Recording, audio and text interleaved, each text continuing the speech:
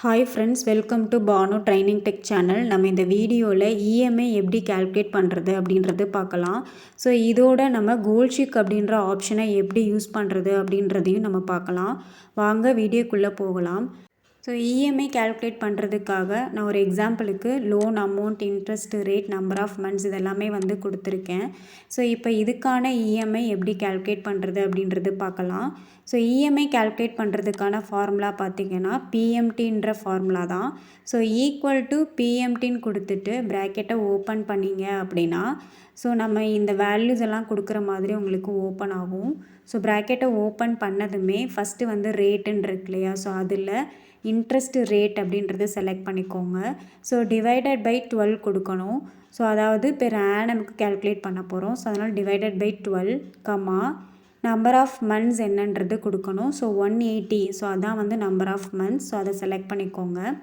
Comma loan amount என்ன அப்படின்றத select பண்ணிக்கோங்க. இப்போது ப்ராக்கெட்டை க்ளோஸ் பண்ணிவிட்டு என்டர் பண்ணிட்டீங்க அப்படின்னா இஎம்ஐ வேல்யூ உங்களுக்கு கேல்குலேட் ஆகி வந்துடும். ஸோ இப்போது உங்களுக்கு நெகட்டிவ் வேல்யூவாக வந்திருக்கு. ஸோ இதை பாசிட்டிவாக மாற்றணும் அப்படின்னா டபுள் கிளிக் பண்ணிவிட்டு பிஎம்டிக்கு முன்னாடி மைனஸ் போட்டுட்டு என்டர் பண்ணிட்டீங்க அப்படின்னா உங்களுக்கு நெகட்டிவ் வேல்யூ பாசிட்டிவாக கன்வெர்ட் ஆகி வந்துடும். ஓகேங்களா? ஸோ இதுதான் வந்து இஎம்ஐ கால்குலேட் பண்ணுறதுக்கான ஃபார்முலா. ஓகேங்களா? ஓகே, இதில் எப்படி கோல்ஷிக் அப்படின்ற ஆப்ஷன் யூஸ் பண்ணுறது அப்படின்றது பார்க்கலாம்.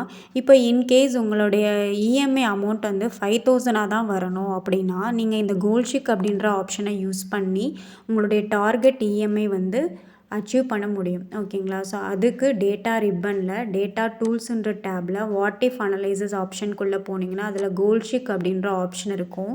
ஸோ அதை கிளிக் பண்ணதுமே ஒரு பாக்ஸ் வரும். ஸோ இப்போது இந்த இஎம்ஐ அமௌண்ட் வந்து 5000 ரவுண்டாக வரணும். ஸோ அதுக்காக இந்த செட் செல்லில் வந்துட்டு அந்த செல்லை செலக்ட் பண்ணிக்கோங்க. தென் டூ வேல்யூவில் என்னவா வரணும், ஸோ 5000 அந்த இஎம்ஐ அமௌண்ட் வரணும். ஸோ டூ வேல்யூவில் நான் 5000 அப்படின்றது கொடுக்குறேன். பை சேஞ்சிங் செல்லில் வந்துட்டு அந்த லோன் அமௌண்ட் இருக்கிற செல்லை வந்து நான் செலக்ட் பண்ணிவிட்டு ஓகே கொடுத்ததுமே இப்போ பார்த்தீங்கன்னா இஎம்ஐ அமௌண்ட் வந்து 5000 உங்களுக்கு மாறிடுச்சு. அதே மாதிரி லோன் அமௌண்ட்டும் உங்களுக்கு வந்து அதுக்கேற்ற மாதிரி அட்ஜஸ்ட்மெண்ட்ஸ் ஆகிடுச்சு. ஓகேங்களா?